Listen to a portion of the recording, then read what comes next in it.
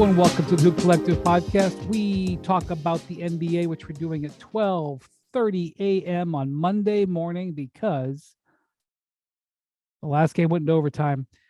Joining me from New York City, where he attended the Knicks Cavs game 4 today, with producer Jackson Agello. Oh, we had Hoop Collective representation there today. Is Tim Bontemps. hello, guys. Yeah, it was great to see Jackson. Got him down to MSG. Saw another fun game. Knicks win. Fun day at the Garden. And joining us from Los Angeles, all the way over there, covered the Grizzlies and Lakers game 3 on Saturday, and had an interesting chat with Dillon Brooks today at I guess yesterday. Well, I guess it's still today for you. It's Ben MacMahon. Howdy, partners. Guys, we almost had 2 historic bleep ups today. That would have been infamy that would have been attached to this one. Steph Curry, as great as that game was, the Warriors and Kings, Steph Curry with as big of a bonehead play as he's probably made in his life. Chris Webber did. Calls timeout, and it leads to a 4-point possession in, what was it, a 5-point game at that time? A timeout they didn't have, I should say. It's a 5-point game. Calls a timeout they don't have. Wow. Anyway, and then tonight, if you didn't stay up, and I don't blame you, with 2 minutes and 40 seconds left in this game tonight in Minnesota, the Nuggets were done. It was game 5 was already scheduled. Everybody was probably making travel reservations in the traveling party. It's a 12-point game, home team ahead, celebrating in Minnesota. They're going to at least get a playoff win in front of their fans. And then over about 2 minutes and 15 seconds of game time, the Nuggets go on a 12-0 run. And it was only a 12-0 run because Nikola Jokic missed 1 or 2 free throws after a horrendous foul by Karl Towns. It should have ended their season. That's right. He missed 2 free throws. What was there, 5 seconds left? Well, he went 1 for 2. I'm sorry, down sorry, 1. missed They're 1 down 1 and he got fouled. And they went 1 for 2. Right. He could have ended it there. And then the Wolves were up 7 in overtime and almost blew that. But then finally Ant Edwards hit a clutch 3 that won the game. And I'm not saying that those will be on par, but if after this Wolves season, which is going to end shortly one way or the other, they would have gone out by giving up a 13-0 run in the last 2 minutes at home. The crowd, I've never heard a playoff crowd so quiet. The building might as well have been empty because the only thing you could hear was the wolf howling low sound drop that they were playing. The whole building was dead silent, and you just hear, ooh, ooh. The building might as well have been as empty as Karl Anthony Towns' stat line. Listen, man, I'll say this. Obviously, massive bonehead situation with Steph Curry. And then honestly, the last shot that he put up with 12 seconds left and plenty of time. That's right. Terrible. She went way too early. I mean, they were up by a point, and he took a 2-pointer with 12 seconds left. It doesn't help him if he makes it. Was strange. Really. And after the game, he basically admitted, wow, that timeout was dumb, but said he was fine with the shot, which I'm like, that was dumb too. Bizarre to see a guy with, that experience and that pedigree, that resume, have such a horrific last 40-something seconds. Kind of sadly ironic that the Warriors were actually saved by Harrison Barnes. That's missing right. Not a wide open 3, but a decent look. They've definitely forced the ball out of De'Aaron Fox's hands wisely with the game on the line. And Barnes missed an open look. And then I saw after the game said basically, I can bounce back from this after I kind of put myself together after 2016, which is, geez, there's a lot. That was a pretty fascinating interview he gave where he was like, this is bad, but nothing like 2016. I don't remember what the stat line was, but he basically didn't make a shot for the last 3 games. Didn't make a shot from 3-point range during the finals. And then, they were recruiting KD the whole time and they basically dumped him. He went to the Mavericks, but not before playing in the Olympics for Team USA as like the 12th man, where they have Draymond and Klay Thompson and Kevin Durant and Coach K was coaching him, which he's a Carolina guy. There was a lot there. Anyways, Steph's got like infamy is a bit strong with Steph just because you know what? It would have been like one blip in a ridiculous. Well, no. This could have potentially ended their whole deal. This could have, I mean, it could have been like, put the epitaph on the whole thing. Like, that's why it had a chance to be such a crazy thing. It would have gone down 3-1 going to Sacramento. Could have been over on Tuesday. Okay, that's fair. The or Wolves, Wednesday, whatever though, that game is. the Wolves managed to be a punchline even when they fart out a playoff win. I mean, are you kidding me? Dude, Karl Anthony Towns, the greatest, well, you know what we call him, Spigsmo, self-proclaimed greatest shooting big man of all time. Well, boys, in the playoffs, it changes. He's the greatest shrinking big man of all time in the playoffs. And why were they able to put this one away? Because Karl Anthony Towns fouled out in overtime. I mean, come on. He was 0 of 2 on threes tonight. Dude, he took 9 shots in the game. Aaron Gordon, like the Aaron Gordon's been eating his lunch. And you know, I can't leave, like, obviously the Gobert deal's been just a total disaster. And Bontemps, you texted in the group chat, like, how fitting, because it was end of regulation where it looked like the Nuggets were about to pull this thing off when Gordon swatted well, he stoned Rudy at the rim, and then Karl committed this foul at the other end. It was like their whole season was going to go away with those two guys making plays. How fitting would it be if the Wolves season ended basically with Gobert getting stoned at the rim by Gordon? And like, you talk about a great trade for Gordon where they gave up a pick, and a god-awful trade for Gobert where they gave up essentially 5 first-rounders and some role players. Oh, boy. Well, they gave away R.J. Hampton, who's and the same guy he's made gone. both, and the same guy made both trades. Wild. Wow. Although I'll say this. That's I mean, that's crazy. Tim Connolly. Well, I'm not, man, I don't want to say too much. Let's go on. How about poor Kyle Anderson getting knocked out again by a teammate? This time inadvertently, got blasted in the face got hit in a friendly fire thing by Ant Edwards. Just that was Ant stepped up and made some big shots, though. We got to say that he did. And it was look, accidental. He hit him when they blow this thing up. They're going to try to rebuild around him.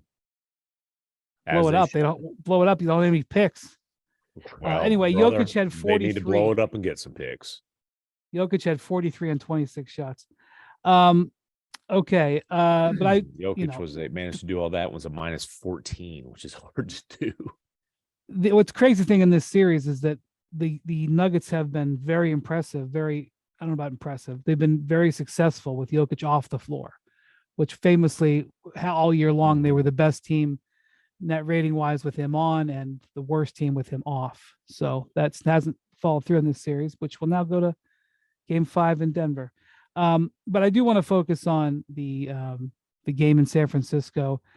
I mean, what a high level game. Talk about haymakers flying back and forth. I felt bad for you, Bontemps, because you were having to work. Me too. Feel bad for me. I had to go to Grizzlies practice and listen to Dillon Brooks blame the media for people thinking that he talks a lot. All right, we're going to get to you. Relax. I just want some damn sympathy. Get your violins out for me. I was listening to the villain/victim. I don't need any sympathy. I had a great day hanging out at the Garden today with the laugh track. It was a good day. We'll talk about that in a minute. What about Jackson? You didn't like hanging out with him? Well, I got to hang out with Jackson before and after the game, but during the game, I was hanging out with the track. Back to San Francisco. Winnie, take the wheel. Why do you let things get out of control? I was answering your question. Yeah. All right. Settle down. It's after midnight. Okay. So this was just absolute haymaker time. And I have to say, Draymond Green, very confounding player. We've known for a decade. By the way, Draymond's got his own podcast out tonight where he talked about his benching. I'm sure the Warriors are thrilled about that. Benching strong. No, he started the second half. I'm just going to say the guy played made 31 minutes. He also missed 11 shots. The guy made 3 or 4 absolutely spectacular defensive plays. I don't know if I want to go so far as to say that he won them the game, but the Draymond Green experience was summed up in the last 3 days. Sure and was. On the last play of the game, one of the things that we have seen repeatedly throughout this season, but it's early in the series, is De'Aaron Fox's ability to just get where he wanted to go under pressure. And he always wants to go to that left elbow every time. Because he's left-handed. Although he's effective at going to his right, obviously. He's an NBA point guard. But all those clutch shots are at that left. He gets to that left elbow and pulls up. And Draymond Green decided, in addition to just making just an absolute man's block on Domantas Sabonis about a minute earlier in the gameplay, he went and stood at that elbow in the last possession with the Warriors up by a point. And it was like, I don't know what's going to happen, but De'Aaron Fox is not going to make a shot from this spot right here. Well, and one thing he knew was that help was going to come as well, right? Like, not only was De'Aaron Fox not going to make a shot there, but they were going to make sure that if De'Aaron Fox took a shot, it was going to be an incredibly difficult one because they were going to send another defender on him. And hey, smart. Like, the guy just won the Cojones Factor Jerry West Award. Like, you got to make somebody else beat you in that situation, and Harrison Barnes wasn't able to do it. Yeah, him and Steph both after the game said all we were going to do on that play was live with anybody else shooting the ball. And, like, you can't blame him. I mean, you mentioned that block he had, Brian. Play was even more incredible than that was, I think, a couple possessions before. Sacramento was on a fast break. Sabonis is coming down the lane, and Draymond not only stole the ball, like was able to steal the ball from Sabonis without fouling him, poked it away, and got it back for Golden State going the other way. Like, just an unbelievable He was play. Completely out of position, and so much that Sabonis had him on his back. Yep. And he's smaller than Sabonis. So Sabonis had the reach advantage with able to control the ball, and he was able to get his hand on it twice. Once to poke it away, the second time to sort of corral it. It's just unbelievable. And then on that Sabonis block, he made 2 defensive plays back to back there, and then he stood over Sabonis and just looked at him, which again is a Draymond experience. Which again was a Draymond who already had picked up a technical foul earlier in the game and just kind of basically saying, "I dare you to toss me for this." There's a reason why, through all the things that have happened, Golden State continues to put up with everything that comes with the guy, because when it comes down to winning time, he wins. Yeah, and they win. And like, he's a guy who can go 3 of 14 from the floor and still play an awesome game. Yep. I mean, he had some phenomenal distributing down the stretch as well. 10 rebounds, was obviously a beast defensively. I mean, he's a 4-time champ. Like, he's a first ballot Hall of Famer, despite being a guy who's had a broken jump shot pretty much his whole career. He had a broken layup shot today, but I'm going to say the Warriors absolutely hit. It wasn't, like a 2-ton, fist to the face that we've seen the Warriors do over the years, but they played awesome. They shot 50% from the field. They shot 40% on threes, and they could not shake the Kings. They came back and came back and came back. I mean, from 10,000 feet on this series, in game 1, Wiggins missed an open look that was rushed that would have won the Warriors the game. In game 4, Barnes missed an open look that was rushed that would have won the Kings the game. And then they split the other 2 games. It is that narrow that, you could make the argument that had everything gone perfect, it could be Golden State up in this series 3-1, or even have won the whole thing. Or you could make the same argument that the Kings could have won all 4 games. That's a definition of a great series. But my takeaway from it is the way that the Kings, who's never done this before, handled the absolute torture chamber that game was today. I mean, all these guys from the Warriors were hot. Clay was flame throwing. Jordan Poole was hot.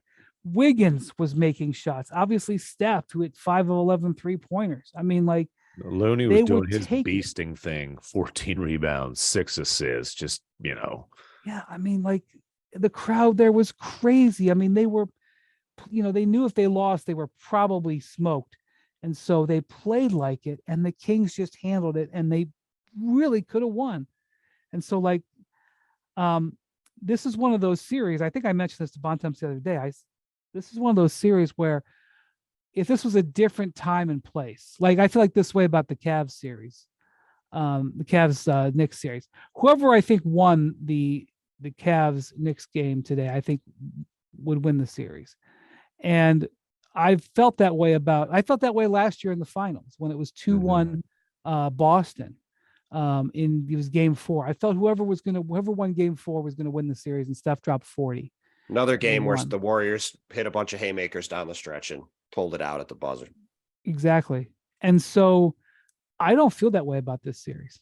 I have no idea which way this is going to go. And that's me complimenting the Kings.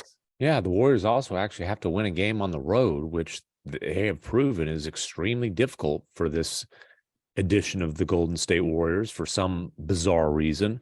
A couple other interesting things here. Steve Kerr got tight with that rotation, boys. Obviously Draymond comes off the bench. They basically played a 6 and change man rotation. Dante DiVincenzo played 16 minutes, and look, Kuminga, Pat Riley, plug. I know. Pat Riley, when the chips are on the line, you play 8 and trust 7. And he played 7 and trusted 6. Kuminga, 3 minutes, pulled the plug on him. Moses Moody, 5 minutes. Like this whole 2 timeline thing, obviously that kind of got blown up. We'll talk about that later. Traded, but like forget about that. Like we'll worry about that next timeline when it's time. Gary Payton, I don't know how he's feeling coming off the illness. He only played 7 minutes. That's interesting. The other thing that was I think might be pretty damn significant. Keegan Murray really struggled the first 3 games of this series. Obviously had a really nice rookie year. He'll be a first-team all-rookie guy. First 3 games of this series, though, looked like a rattled rookie. He had a whopping total of 3 buckets in the first 3 games. He was knocking them down today. 9 of 13 from the floor, 5 of 7 from three-point range, 23 points. Maybe this guy's going to go back to Sacramento and feel like, okay, hey, I belong in the playoffs. Like this is I can going home playoffs. And he credited Mike Brown for staying with him and giving him words of encouragement and helping him through it. And Mike, by the way, who his longtime position as a head coach, and I know that this is a cliche, but he's a big believer in no excuses. We don't go up there and whine. Not that he hasn't, complained about officiating occasionally, but within a playoff series, he's kind of a no excuse guy. He went up there after the game today and said, our guys got to stop searching for fouls and thinking that the referees are going to bail them out. We've ruined a bunch of possessions with that today. And these are the champs. You got to knock them out. You're not going to get by them by getting friendly whistles. And I was like, that's a man who is still challenging this team. It was very impressive the way he handled this loss. I'm sorry. I was just going to say, to me, win or lose in this series, to me, what this, like you said before, 10,000 feet view of this series, to me, the thing I'm taking away from the series one way or the other is that the Kings are legit. Yeah. We spent all season, everybody, even in the weeks leading up to the playoffs, right? Everybody was talking about, you want to play Sacramento. You want to play Sacramento. You want to get them. You don't want to play Memphis. You don't want to get Phoenix. You don't want to get any of these other teams. And the Warriors played well in those 2 games in Sacramento, and they just got beat because the Kings played great. And the Kings today, we're going toe-to-toe with them on their home court, and all these legendary players are coming at them with everything they had, and they still almost won in San Francisco. Like, even if the Kings, I think Golden State's going to win game 5. I think they're going to win game 6. I thought Sacramento let them off the mat in game 3. I thought they were going to come back and win the next 4. We'll see if they do. Whatever happens over the final 3 games of this series, to me, going into next season, with the way De'Aaron Fox has played, the way Keegan Murray has played, with what Mike Brown has done with this team. I look at the Kings as a legitimate team going forward in the West. And I think win or lose this series, they've proven that. And if they do find a way to win 2 of these next 3 games and beat Golden State, then whoever gets them next, whether it's the Lakers or Memphis and anybody beyond that, I don't think should be looking at it as like, oh man, we got Sacramento. Like this is the series we want. Like they have been able to play super fast in the playoffs, what people don't think you can do. Fox has been unbelievable in this series, has gone toe to toe with Steph. Like they've just passed every test in this series. It's been an awesome series to watch. And it's just been really impressive to see them step up in a huge spot and just deliver over and over again. It's been great. But the urine-soaked wet blanket says the beam will not be lit again this season. God, Bontemps. This is why I'm not kidding you. I was at dinner tonight. A friendly Canadian who's visiting LA on business, named Alex, comes up and told me he's a fan of the pod, despite a disdain for Bontemps. I think a lot of folks can relate to that. Well, I have to say, Bontemps is despised in Bontemps grew all up very close to Canada. He's practically Canadian, but his sensibility is not Canadian. I'm not surprised that Canadians wouldn't necessarily. He's got a definite Eastern Seaboard mentality, and Americans don't like him either. I got plenty of fans in Toronto. Lovely, lovely city. One of my favorite cities in the world. It is a spectacular city, and I miss it. Looking for a new coach. We'll talk about that at some point, but we got too much on today. I think they found their new coach. Let's see. All right. Topic for another day. Speaking of the Eastern Seaboard, so I'm very happy to see the Sacramento fans get to enjoy this because and the pressure they felt today, and probably the gutting feeling that they had losing that bitter game. Like this is what you're a fan of your NBA team for, is to go through days like this. Sunday afternoon, gathered with friends and family, probably living and dying for like 2.5 straight hours. And I felt it was just great to see the Knicks fans celebrate today their terrific win to go up 3-1 on the Cavs. They have won, what is it, Bontemps, 2 playoff series in 20 years? They have won 1 playoff series in 20 years. This would be the second. This would be the second if they win this series. I mean, you tell me about the atmosphere at the Garden today. Well, look, the last 3 days, like I talked to Jeff Van Gundy before the game today. Now, Jeff Van Gundy coached the Knicks in the NBA Finals in 1999. There's a reason I'm saying that, MacMahon. I said to him that was a pretty great environment the other night. Probably the best it's been in here since 99. And Jeff said it was better than the finals games. That's how much juice there was in the building on Friday night. I'm not sure they are for a winner, right? Yes. And people have mocked the fans for the way they're like literally shutting down 7th Avenue after these games. Like the Knicks fan base is insane. And they are, like the Kings fans, have spent decades in the wilderness waiting for a truly great team that they haven't had since the 90s. Except for, unlike the Kings fans, they had massive expectations the whole time, because how could you not freaking get like free agents to New York? Well, I know. And they've botched it over and over and over again. But whenever this team does get a superstar player, a true top 5-ish player to come play on their team. Hold on. Jalen Brunson ain't that guy? Well, we're going to get Jalen Brunson in a second.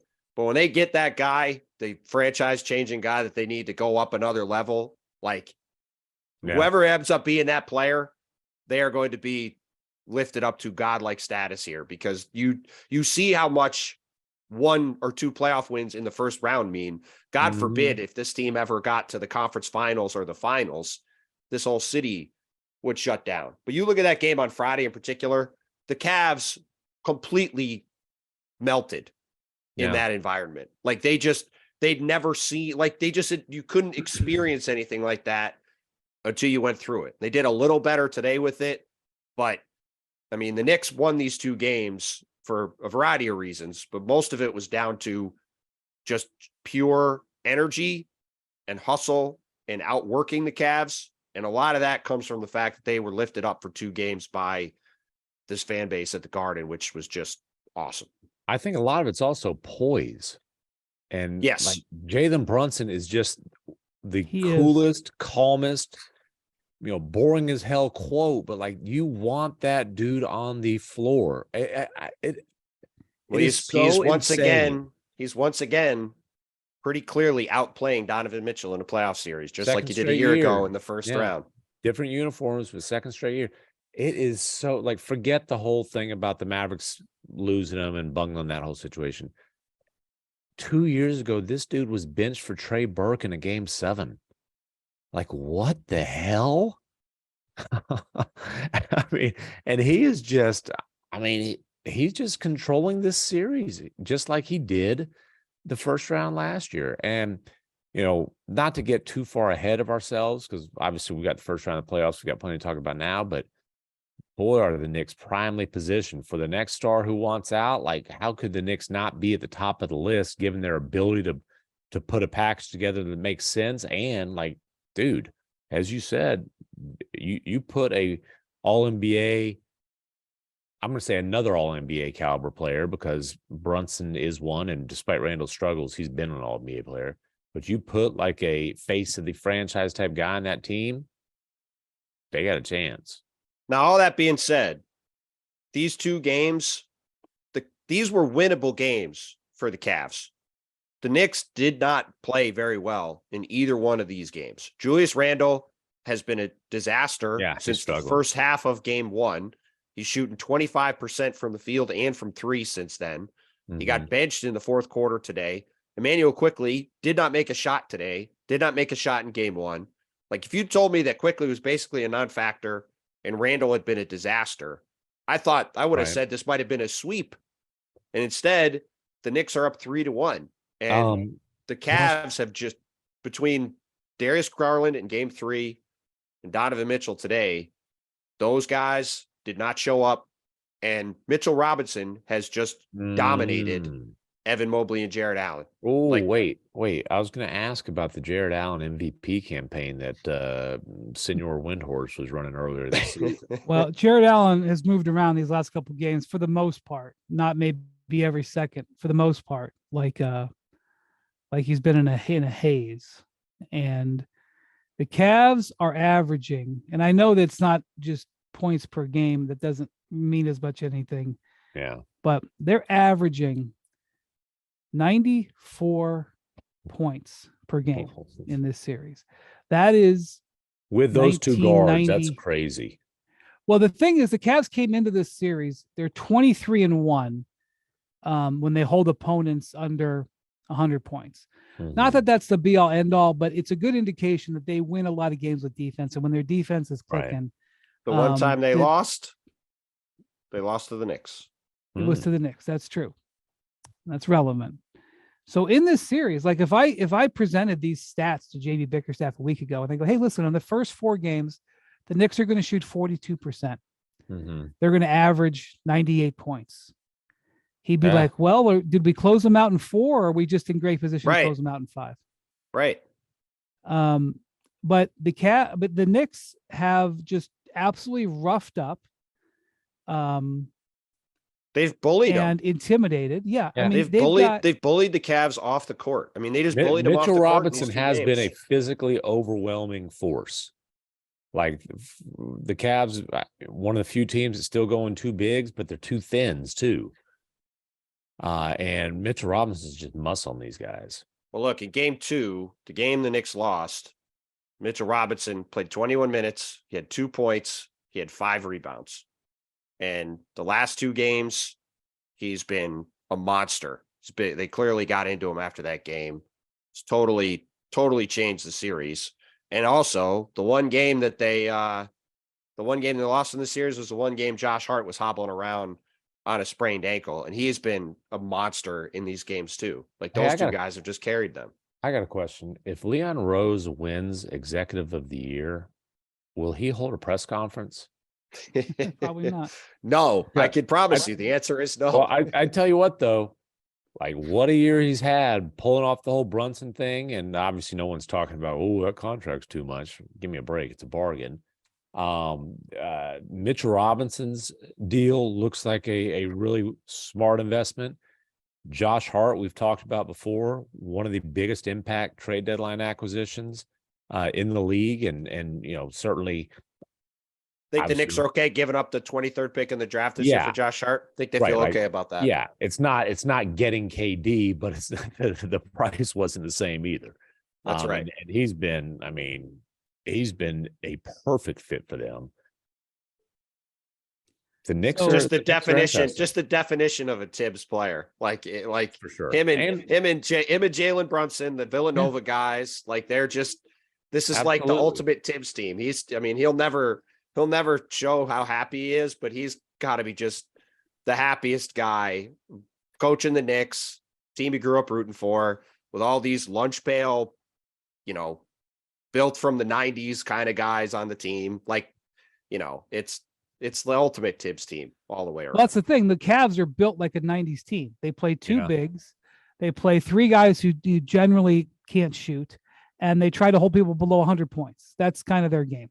Well, as Jackson just laid out, three of the five lowest scoring games for the Cavs this season, including the single lowest scoring game of any team this season, Friday night, have been at MSG against the Knicks this year. Right. So here's the situation with the Cavs. The Cavs are defending reasonably well. You can find things that they're not doing well, but they are getting killed on the offensive glass, which is part of defense. I understand. But if you take away the second chance points, the Cavs are doing great defensively. And points off turnovers, right? Yeah, they're doing what they need to do defensively. They are a team that is heavy relying on their two-star guards to score. And in game 3, Darius Garland was awful. He was 4 of 21 shooting, and he was much better in game 4. But Donovan Mitchell was horrible. 5 of 18 shooting. 2 points in the second half, and I think the bucket was not. He missed his first 8 shots, and he made a runner with about 2:15 to go when they were already down 8 or 10. He's not going to be rejoining those Knicks fans group chats from his childhood buddies. Yeah, he said before that he's from the greater New York City area, and he said he told it. What was the quote? He told him to kiss his backside or something. I didn't see it. Something along those lines. Oh, Bontemps, he's like LeBron. He's not here for the BS. Well, no, listen. Nick was there. He wrote about it. I didn't see exactly what he said, but he held court about all that stuff. Talk about playing 8 and trusting 7. Well, JB Bickerstaff trusts 4 guys and is just playing rolling the roulette wheel to try guys. Hey. He plays Isaac Okoro, he plays Karis LeVert, he plays Chetty Osman. He doesn't like any of them. It's like Monty Williams, trust 4, got to play 5. Yes, you guys keep saying that, but Torrey Craig is kicking. Torrey Craig has been good. You're right. Hey, don't listen. Let me get my jokes off. Don't get all factual on me. If Torrey Craig was playing that well, they wouldn't be playing Kevin Durant and Devin Booker 87 minutes combined every game. Well, they have to play 5 guys at a time. It's an NBA rule. That's right. That is the problem. More Hoop Collective podcast after this. Baseball is back. Get your ballpark on with tickets from Vivid Seats, or enjoy hockey and basketball in all their glory with courtside seats. Whoever you're rooting for, there's nothing like the thrill of seeing your favorite team live. Vivid Seats, the official ticketing partner of ESPN, is offering you $10 off your first $100 ticket purchase with code HOOP. That's code HOOP, HOOP. Download the app or visit vividseats.com today. Vivid Seats, life happens live.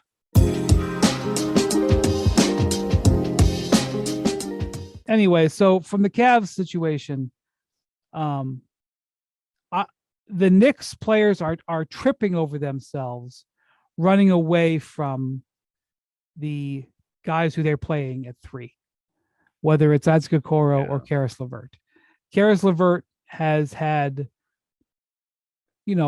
one really good game in the series, one okay game, and 2 games where he just hasn't really helped. And his backup is Okoro, who, Like, He's a I think if he made 15 straight threes, I'm not sure they would guard him. They just nobody wants. I mean, they wouldn't.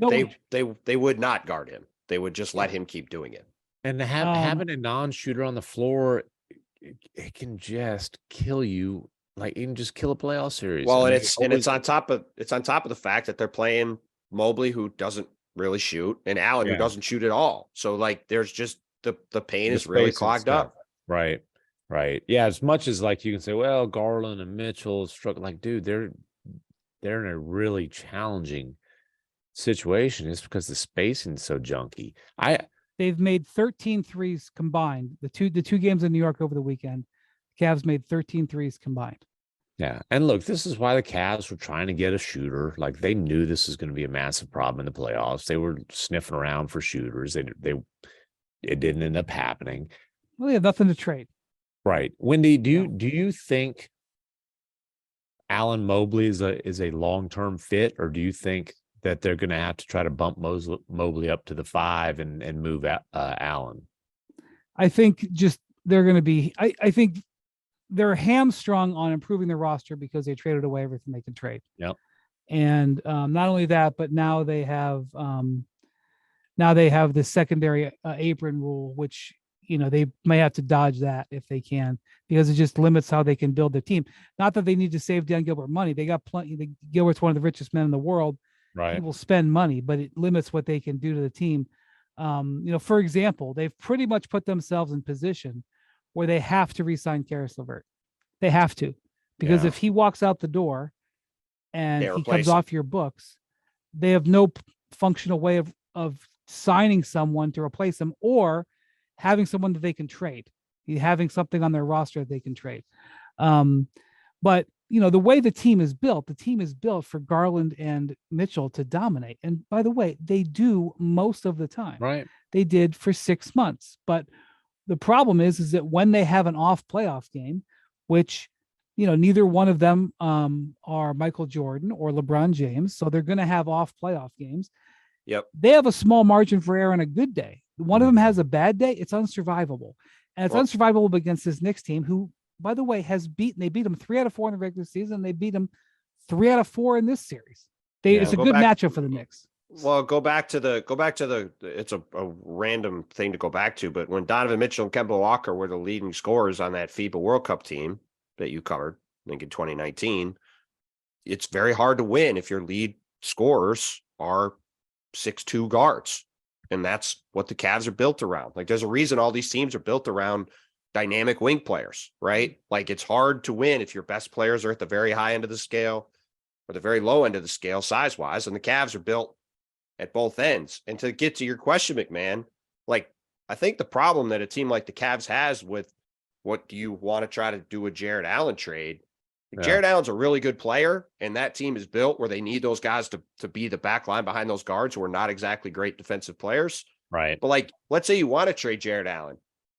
The market for centers is not exactly overflowing around the league. The market for the traditional rim running center is certainly deflated. I mean, there's teams that want them, but it's not like. But you're probably not getting equal value back for the player he is, because there's just not the same value. You're probably not going to get 5 first-round picks for a rim running center, at least not this summer.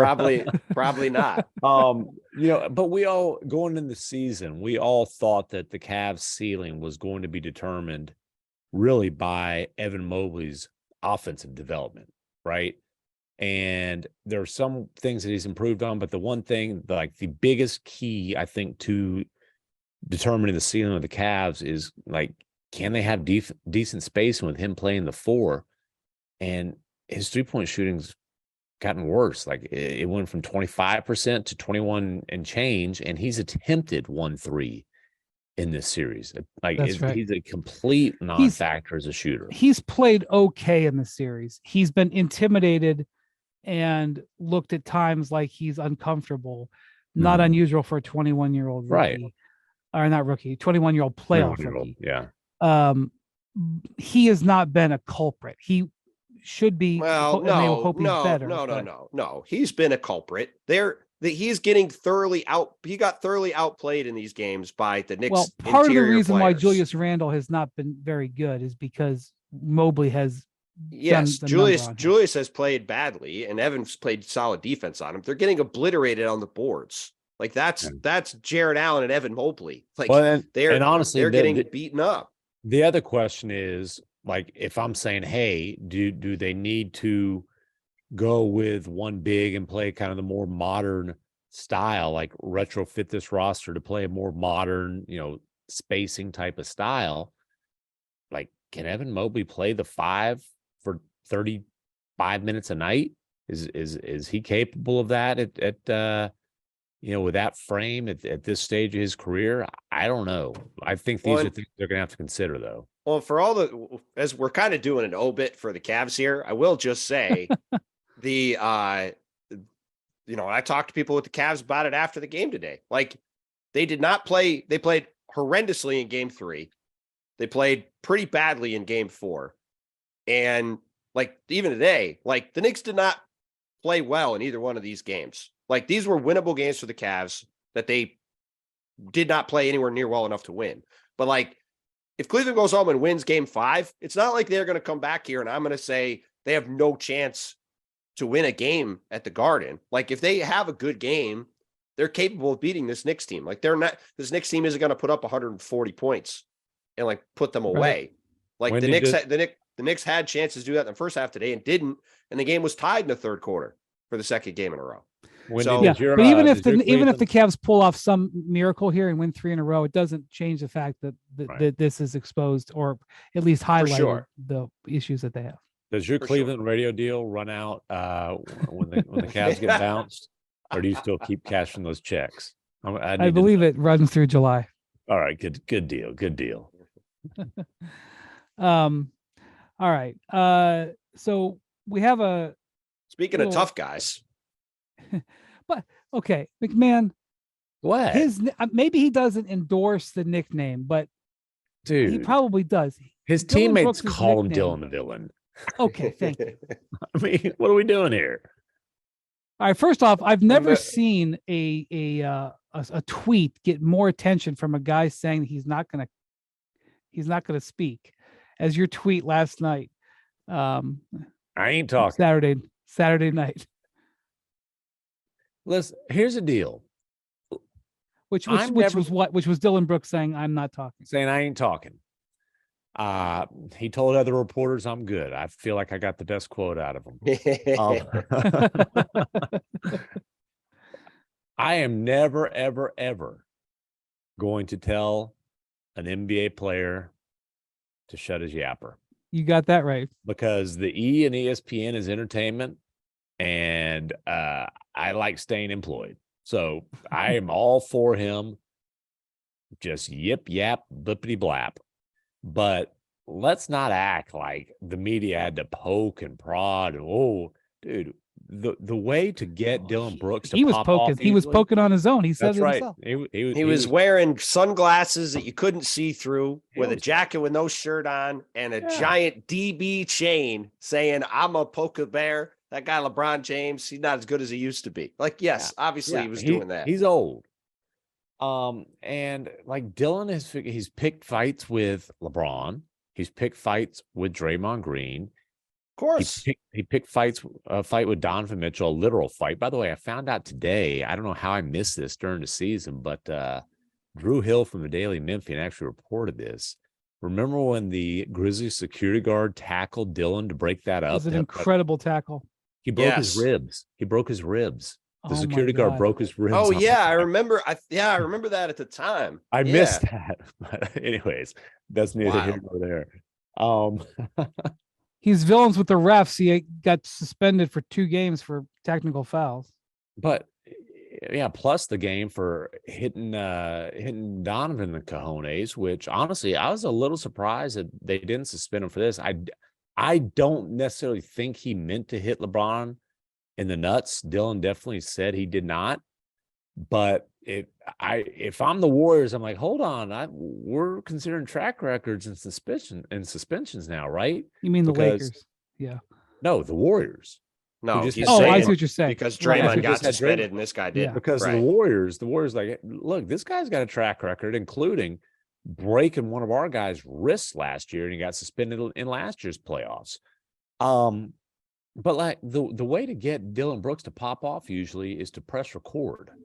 Like you don't have to press his buttons; you just press the record button. Yeah, and he wanted the attention. Look, he was not a big factor in game 2, but at an hour after the game, he was all everybody was talking about because he wanted that. He made it that way. for sure. I love the bark. It's fun as hell. I am here for the bull stuff. But if you're going to do that, you can't play like crap the next game. And he was awful. He stunk. Well, forget that. Like if you could have a bad game, what you can't do is yap away and then go, I'm good, and like run off and not say anything. And then the next day say, oh yeah, the media makes me out to be a villain. Like, no, man, the reason people know who you are is because you've created this persona. And like, God bless you for doing it. Brian was on First Take the other day, and him and Stephen A are talking about Dillon Brooks for half an hour. Right. Like, there's the only reason Dillon Brooks is on First Take anybody's talking about. That's right. So and this comes with it. You have to deal with the good and the bad. That's how it goes. That's about, it. Like, the media and the fans have created this whole other persona for him. Dude, the other players in the like, you want to talk about his reputation? Ask other players in the league about him. Like, his reputation is. Oh man. The Grizzlies' reputation, not just his. I mean, well, and that's so the thing. But Dillon's reputation also it's like the chirpy front runner thing is certainly a Grizzlies. The perception of the Grizzlies when you talk to guys around the league. Yes, Dillon's reputation also is that he is to be polite, borderline dirty player, and borderline's being very polite. Like you heard Donovan Mitchell when he got cup checked, like he basically just unloaded. You've heard what Draymond's had to say. Like, that's not media created. That's not. And that's why they threw him out of the game. Because even if there wasn't intent on that thing, the referees knew that if they didn't, who knows what would have happened next. Yeah, and look, he made it about him and LeBron. He tried to like bait LeBron into this big battle, and he also they had that. kind of been on a run. What was the score? They had gotten it from like 30 down to like 12, 15-ish or something. Like yeah, but he's 70 feet from the basket at the end of the first quarter, which was the largest first quarter deficit in NBA playoff history. And by the way, you know what? There's a couple things like the bigger Dillon Brooks picture is. What's one reason that the Grizzlies stunk so bad in the first quarter? Because the Lakers are giving him email invitations. Well, they're treating him like the Knicks are treating the Cavs small forward. 100%. Like, hey, let this guy shoot. We're not worried about him making any shots. And if he shoots them, good for us. He was 3 of 13 in 19 minutes, and it's funny. I think he was only made 1 3. The 1 3 he made, I thought was the one bad shot he took. The rest of them were wide open because that's the design of the defense. Let Dillon Brooks shoot. Please, Dillon Brooks, shoot. And so we've talked about his awful shot selection a lot. This wasn't an awful shot selection. It's just awful shooting. And like it's been at a point for a while now. They tried to upgrade at the trade deadline. They threw 4 picks at the Nets trying to get Mikal Bridges. They really weren't able to get the Raptors in serious conversations, but they would have given up a few picks to get OG Anunoby. They've tried to move on from Dillon Brooks already. It's this thing. I don't know if Dillon Brooks is on this team after this series. We'll see if the Grizzlies can come back and win it. I don't know. I certainly don't know if he's on this team after free agency this summer. But the problem is, if he's not, who's guarding all the best players on the other? Who's guarding all the stars on the other teams? Yeah, I talked about this a couple of weeks ago when I talked to these assistant coaches and personnel guys and asked their opinion on who I should put on my all defensive team. 4 or 5 guys said Dillon Brooks, even though I can't stand him. Dillon Brooks, some version of that. That's why he made it. Yeah, that's why he made it on my second team too. And which is why they're probably going to have to seriously consider re-signing him. They have got the Warriors pick next year as well. They've got all their own picks. They've been aggressive trying to get that. Not just a defensive stopper wing who can also do something like, I'll give you look, the Nets are loaded with wings. They're not giving up Bridges. Sounds like they're not going to let Cam Johnson go. Could you get Dorian Finney-Smith for a pick? That would make sense, something like that. But if they're letting Dillon Brooks go, they absolutely have to get a really good defensive wing player. Yeah. Like they can let him go in free agency. They just have to figure out how to replace him. And trust me, they put a lot of thought into that. So let me ask you this, MacMahon. Most importantly for where this series is at 2-1 right now, Ja Morant came back and he had 45. Now, I know that a lot of those points came in garbage time at the end, but him showing that he can do that and function with that right hand was important. So what do you make of the way Ja played? Also, Bane didn't shoot the ball that poorly for the first time in a while, I think. What do you make of the way Ja played? Well, look, Ja's obviously feeling good.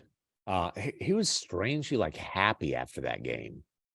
But he has confidence in the hand. He tried to dunk it with his right hand, got fouled. Talked about that today. Said he really wanted to throw it down. Certainly, any doubts, any concerns about whether he could play with that hand, which were in his head, have been eliminated. Ja mentioned both post game and today, we won the last 3 quarters, which I thought was kind of a weird. Dude, they don't hand out ribbons for that. You got your ass kicked in historic fashion in the first quarter. Well, their goal in LA is to split. So, right. But, and I guess what he's trying to say is, hey, we can compete with this team. Not that there's, I don't believe in game-to-game momentum. Certainly you can't. I don't believe in creating momentum when you lose a game. But his point is basically we were so bad in the first quarter, we couldn't come back from it. But we can play with these guys. Now, the fourth quarter, 22 straight points at one point for Ja. Obviously just took it over. And for a guy with a bad hand who's not known as a jump shooter, was shooting the hell out of the ball, but he's attacking. They just couldn't stop him. I do think it's notable that Ja got rolling offensively once Dillon was taking a shower. The spacing changed. I think it's going to be interesting to see if Taylor Jenkins opts for spacing over defense. Which would be Luke Kennard. Luke Kennard, even when Kennard's not getting up a bunch of shots, you damn sure are not giving that guy space.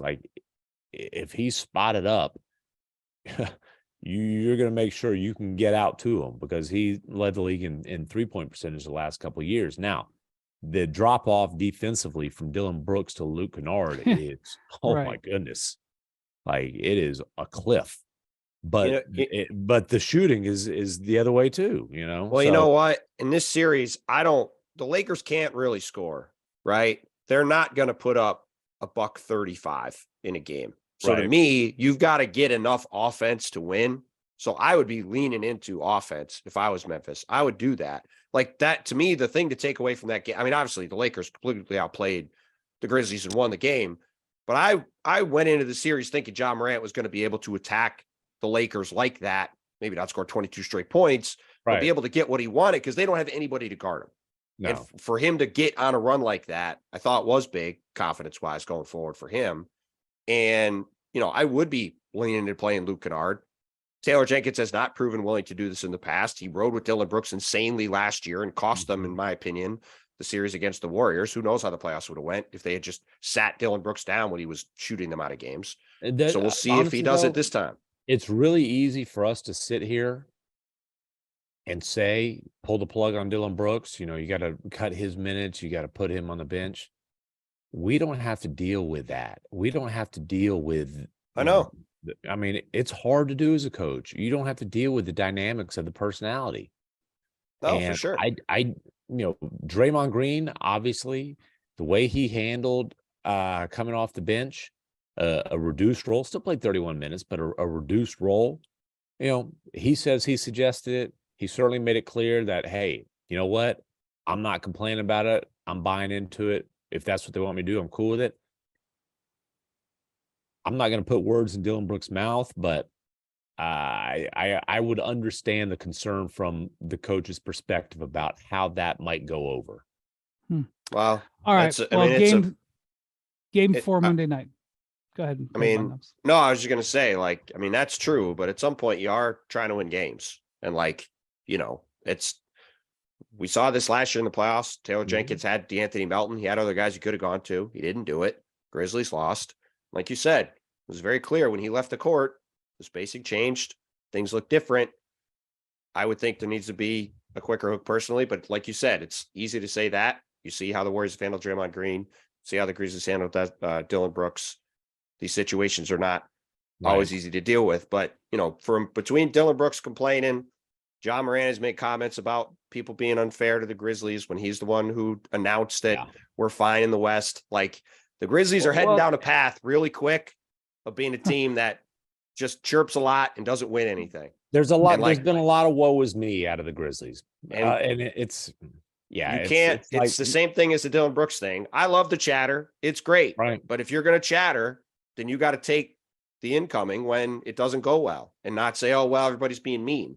Yeah. And look, if they go from fine in the West to out in the first round, like, they will be a punchline. Yeah. That's just the fact of the matter. They have set themselves up where there's a lot of people around the league. And I'm not just talking about fans. I'm talking about executives, coaches, players, on down. So a lot of people around the league who would love to see the Grizzlies get bounced in the first round. All right. Well, they need to split in LA, and Ja looked good. I think that's relevant as we go into Monday night. Before we go, I mean, I'm guilty of this because we waited until an hour into this to talk about this, but there's two pretty significant injuries in the Eastern Conference right now that could really affect the outcome. One, Giannis has not been able to play in 2.5 games since he fell on his lower back. Things were trending like it looked like he was going to be able to play in game 3 on Saturday night. Then he wasn't. And I don't think he was even close to playing. Yeah. He didn't warm up before the game. And so there's not much of an update going into game 4, but like, this is a must win game for Milwaukee. Must win. Milwaukee's have to win. The number 1 seed and the clear favorite to win the title is only down 2-1 in the series. And the best player in the universe has not played in 2.5 games. And his status is, I think he's questionable for game 4. I'm gonna look it up right now while we're talking. But yeah, it's certainly a tricky situation. I don't want to parse words too much. He is questionable officially as of now. I don't want to parse words too much, but when Mike Budenholzer was asked about it, he said, well, sometimes recoveries from this are nonlinear. I'm just like, so I mean, lower backs. Oof. Well, especially for a guy like Giannis who's taken a pounding and is a super physical player, like that's a tricky thing. And explosiveness is obviously a massive part of his game. It's not like he's beating you with a jump shot. He's beating you by, attacking the basket and blowing by people and jumping over people and going through people. Meanwhile, the Heat are losing guys left and right. They lost Tyler Hero for the series. Terrible injury to Victor Oladipo. Not that Oladipo was carrying them by any stretch, but, you don't know what you're going to need from somebody. Jimmy Butler left early, even though they were ahead. Jimmy Butler left early with a He's got a gluteus bruise. He's got what I call a Bontemps, a pain in the ass. Now you're gonna have to issue an apology for that next week. No, he won't. Pretty sure. Go ahead and do it now. Sorry, Bontemps. You're not sorry. Pretty sure Jimmy will be out there in game 4. Feel confident. Me too about that. So I don't have to say other than we know Giannis doesn't miss games lightly, and that these games matter a lot, and he's missed it. And I mean, it's that announcement about his availability is enormous on Monday. Yeah. And then the other there's people in New York who are already going, oh man, the Knicks, they don't reseed the playoffs, right? I said, well, let's just relax here, people. Let's close relax. out your series and see what happens. That's right. Not with the Knicks, to be clear. I'm just talking about crazy fans. The Knicks aren't saying that. Yeah. Well, the Knicks fans haven't had much experience advancing in the playoffs. So Tibbs versus Jimmy would be pretty interesting. Oh God, that would be a trip. The other thing is, we talked about Embiid in the last pod. Doc Rivers saying that he's, what do you say, Bontemps? He's less than 50. What do you say? Well, this was he got hurt in game 3, and Doc, I think, Joel said he was fine, but then he didn't play in game 4. He has a knee sprain. Doc Rivers said he believes he's 50% at best to play in game 1 of the Eastern Conference semifinals. And the Sixers are rooting really hard for the Atlanta Hawks, because if the Hawks get a win and got a win in game 4, which they did not, or got a win in game 5 and push that series to 6 games, the conference semifinals would not start until Monday. Well, now that Boston won game 4, and afterward DeJounte Murray appeared to get into it with one of the referees, appeared to bump him. Flat out bumped him. Seems like that, the reported tonight the league is investigating that. Seems like there's at least a decent chance he will not be participating in game 5. That would certainly increase the chances of the Celtics winning that game. If they win that game 1 of the conference semifinals with the Sixers starts Saturday. And, the Sixers were really hoping to get Joel a couple extra days on that knee. We'll see where things sit later in the week. But, Sixers to beat the Celtics are going to need Joel at his best. And unfortunately, after this, latest kind of fluky play, he might not be at his best if he's out there against the Celtics. Celtics look pretty good to me in this game. I know it wasn't, they're not playing as cleanly and as dominantly as they were earlier this season, but well, the interesting thing about that game is they started Derek White, and they're playing small and having Robert Williams come off the bench. And he came off the bench all right. He came off the bench and went for 13 of 15. Yes. And to me, when they play the Sixers, I'll be very curious to see whether they continue to play small. Because if I was Boston, especially with Joel with this knee, I'd be playing Derek White, who's arguably been their second best player for a lot of the season, at worst their third best player. He's been awesome. I would be having him out there. I'd be playing small. I'd be shooting threes. And I'd be trying to make Joel move around as much as possible. Because when Robert Williams is out there, as good as he is, it gives somebody Joel can lean on in the post and not have to be scrambling out the 3-point shooters. And that's going to be one of many chess matches to watch in that series. And it seems like from the jump, they've just decided we're going to play small, and that's how we're going to play. Because it's not like, Atlanta's rolling out there with John Collins and Clint Capella. It's not like they couldn't have Robert Williams starting if they wanted to. So to me, this is preparation for what's to come in this series with Philly. Yeah, and those health things are just huge. And I hate how much health is already playing such a role. The series I've been half covering, I'm going back to Phoenix tomorrow. Like the Clippers, the most important thing that happened in the series are injury updates. I hate that. Yeah. I hate that so much, but it's where we're at. So we'll see what happens. The injury report on the Bucks game is going to be massive. There's a ton of people paying attention to that.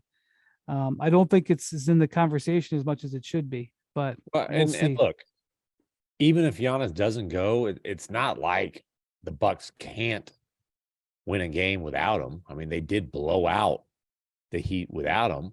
But well, to your point though, Brian, people have just the series has been sort of relegated to third world status. It's been on NBA TV. People haven't really been watching it.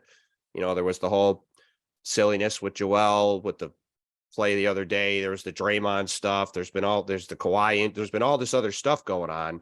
And the Bucks being down 2-1 with Giannis' status uncertain has kind of just floated along underneath it all, because people just are like, oh, well, the Bucks are going to be in the second round and they'll be fine. And now, like, if we wake up on Monday and he is unable to play, all of a sudden, team that was pretty clearly the favorites to win the title could be in a interesting spot. Oh boy. Okay, we'll see how that goes. All right. Thanks for listening to the Hoop Collective podcast. Thank you to Bontemps and MacMahon. Thank you to Jackson for staying up real late. It is now after 1:30 a.m. on the East Coast, so we got to go, and we will talk to you in a couple of days. Adios, amigos.